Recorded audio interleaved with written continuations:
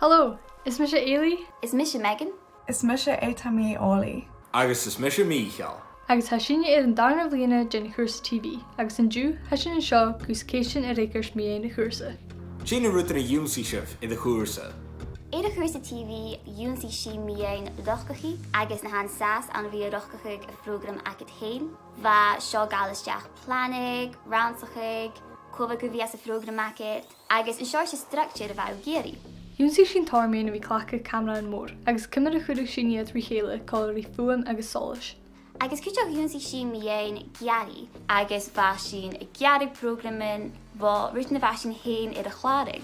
Dúnsaí sin táir mian programan podcast agus programan radio, ach go háiris dúnsaí sin cmar a bachorgain script a scríbeh agus cmar a bachorgain a bhí brian ar a hasin chlárig. Déna codamin hawarein bha na chusa. Éidir chusa habain imimeachtar for chorman rútan úríochain, ach sé an rúta sear lúmsa sé bhí a gopad ag an mád náisianta ar as an dáhíil san nuideag mar runner. A mis windir nu a carm an nachchuch ta bh mé chusa. Ha barach tiseachad cimar a ha an rútan na goprachuch, agus sé rút luach fra sit, agus a sinna tían bhan rútan na hawa dúnscuch, agus gása a sinna bhí na bhuanach nu a me sé bring it program an radio ná i nachchuch iad béalú camera san program an television.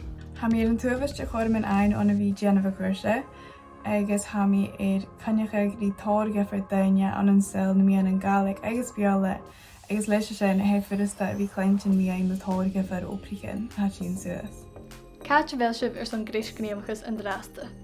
Ha mí gréisgríomachas ag BBC Meadhanan Gàidhlig gopair an taobh leisachaí program chaníich agus program a bhatain. Fi mí sin suas le Jeffer Biachgan agus a bhí fónaigh beginne a ha Joannach bhí a program agus a bhí scríbin na briefs. Ha misise an dráasta ar gréisgníomachas ag Caledonia TV, agus mar nach ránsaí hamí ar an tuahas dúnsachaig bhí mar a chuiristú program na chéile, a léis a bránsachagur san na program, agus na ha galáte a stréigút an chláir ghianú. I drásta ha mí an na Glasgow is grés gríomachas Quality Company Television Nemerton, an heo hasinge general program an sports san BBC Alpa, agus a bhór chuúteid a bhí dal an blianasa sé gemin an ball cosise, bic an rugby, scuteach gach seach cén hasinge general program studio leis a deniam trí siscat far a bhil sin a taispanach sil sports an ban. Agus sé deo bhéisca go hasin go déú itar na rútan hau geanú son program an bio agus cuteach program studio.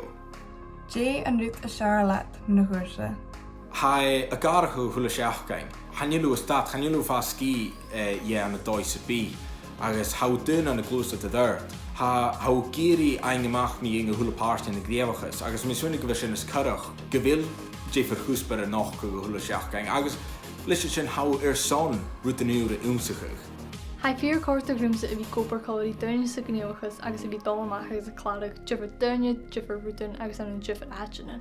Sé nuta seálúmsa mian na chusa, gún ducha beachga ar na bhamí héanaar san na dheanú as na mian an sanamnaí teach.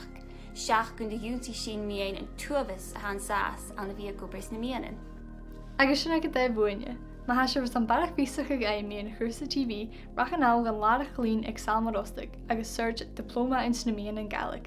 Mar sin leibh